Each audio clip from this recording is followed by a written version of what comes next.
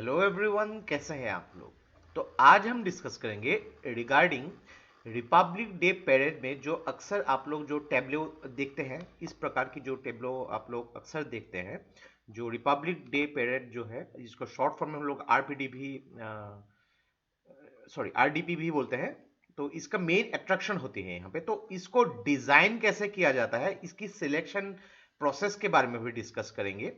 और इसके देखिए यहाँ पे मेन स्पेसिफिकेशंस क्या होते हैं, इसके बारे में भी डिस्कस करते हैं यहाँ पे। और मेन कौन सी मिनिस्ट्री इसको जो है कंट्रोल करती है, रेस्पॉन्सिबल है, इसके बारे में भी डिस्कस करेंगे।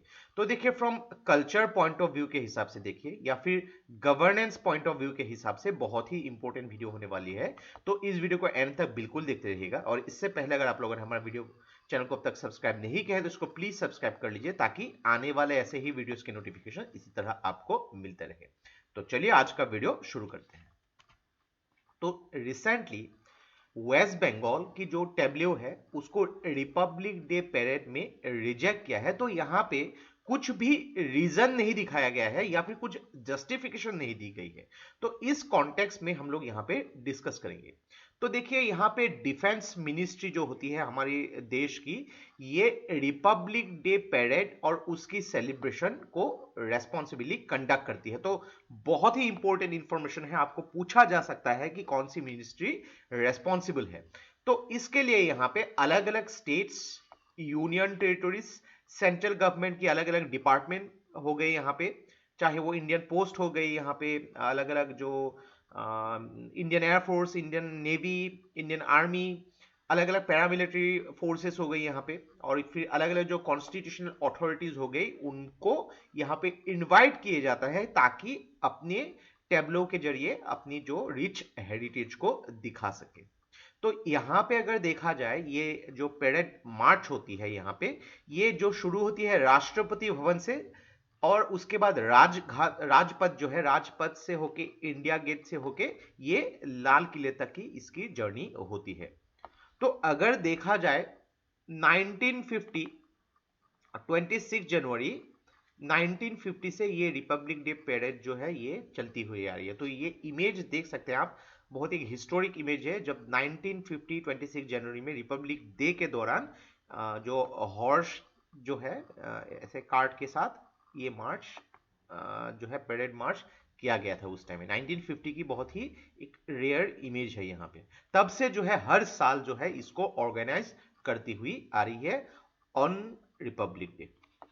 तो अगर बात करेंगे यहाँ पे ये जो टैब्लो है इसको मैनेज किया कैसे किया जाता है, तो यहाँ पे डिफेंस मिनिस्ट्री कुछ बेसिक गाइडलाइंस यहाँ पे शेयर करती है। तो बेसिक गाइडलाइन में क्या होती है, यहाँ पे ऑब्वियसली दो स्टेट्स या फिर दो यूनियन टेरिटोरीज, या फिर एक स्टेट या फिर एक यूनियन टेरिटोरीज का जो टैब्लो हो, ये बहुत सिमिलर नहीं होनी चाहिए। कुछ कुछ सिमिलरिटीज हो सकती है यहाँ पे।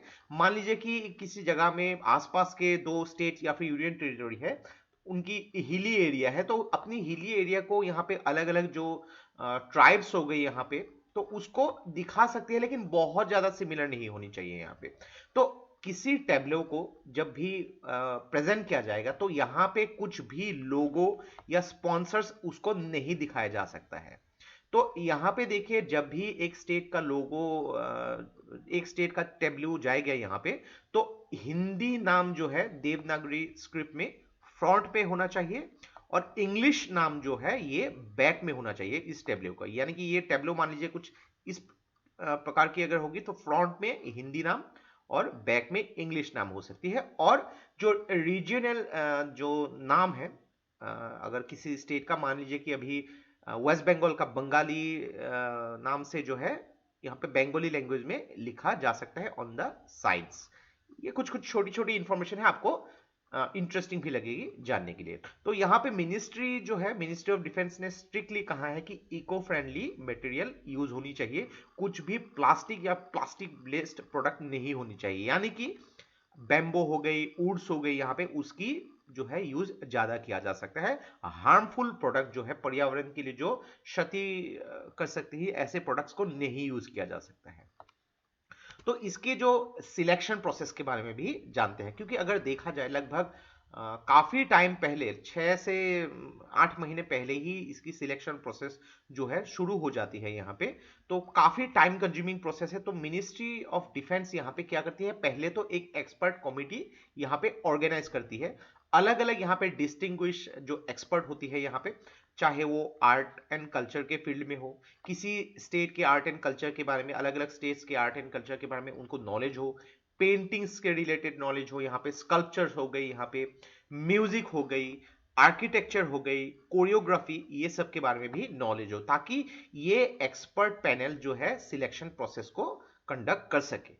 अभी ये सिलेक्शन प्रोसेस कैसे होती है इसके बारे में भी जान लेते हैं। तो पहले तो क्या होता है कि पहला स्टेज जो होती है, हर स्टेज या फिर हर डिपार्टमेंट अपना टैब्लो का एक स्केच बना के भेजेंगी मिनिस्ट्री ऑफ डिफेंस के पास। तो मिनिस्ट्री ऑफ डिफेंस की जो एक्सपर्ट कमेटी उसको एग्जामिन करेगी। तो ये स्केच जो है सिंपल होनी चाहिए, कलरफुल होनी चाहिए, इजीली समझने वाली होनी चाहिए और अननेसेसरी डिटेल नहीं होनी चाहिए।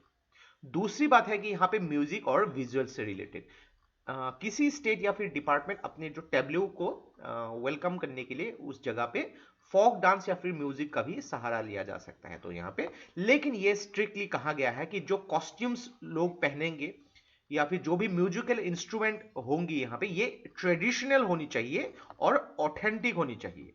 यानी कि मान लीजिए कि किसी स्टेट ने अपना जो है एक जो ढोल है, ये ढोल को प्रेजेंट किया है यहाँ पे, या फिर पर्टिकुलर कुछ कॉस्ट्यूम्स पहने हैं, तो ये ऑथेंटिक उस जगह की होनी चाहिए। ऐसा नहीं कि कहीं से ऑनलाइन खरीद लिया और उसको पहन लिया। ऑथेंटिक होनी चाहिए, उसके बारे में भी इंफॉर्मेशन उन लोग को भेजना पड़ेगा और उसको एग्जामिन भी किया जाएगा, क्योंकि पूरी दुनिया जो है उस पर्टिकुलर स्टेट के कल्चर और रिच हेरिटेज को देखेंगी।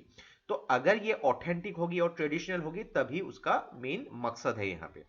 नेक्स्ट उसके बाद जो है थर्ड स्टेज जो है 3D मॉडल, यानी कि जो टैब्लो है, ये टैब्लो जो भेजा जाएगा यहाँ पे, उसका अप्रूव होने के बाद, जो फर्स्ट 2 स्टेज अप्रूव होने के थर्ड स्टेज में एक 3D मॉडल भेजना पड़ेगा, ताकि एक 3 डायमेंशनल जो है एक आइडिया लिया जा सके कि ये टैब्लो जो है दिखने में कैसी होगी, एक अंदाजा लगाया जा सके। तो ये होती है। लेकिन यहाँ पे देखिए मिनिस्ट्री ऑफ डिफेंस ने कुछ गाइडलाइंस भी की है कि इस टैब्लो की हाइट मिनिमम कितनी होनी चाहिए, जो लेंथ बोल रहा हूं मैं, सॉरी, जो लेंथ कितनी होनी चाहिए मिनिमम, इसकी जो है वेट कितनी ज्यादा होनी चाहिए, इसकी हाइट कितनी ज्यादा होनी चाहिए, इसके बारे में भी कुछ स्पेसिफिकेशंस है।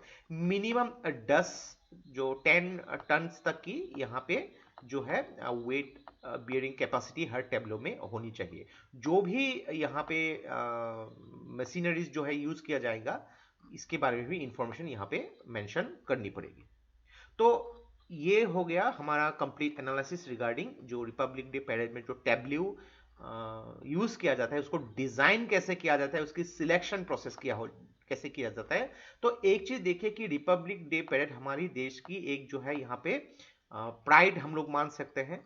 तो जो टैब्लो रिप्रेजेंटेशन अलग अलग स्टेट या फिर डिपार्टमेंट्स या फिर यूनियन टेरिटोरीज करती रहती है यहाँ पे, ये उस पर्टिकुलर जगह की जो एक रिच डाइवर्सिटी या फिर कल्चरल हेरिटेज को दिखाया जा सकता है।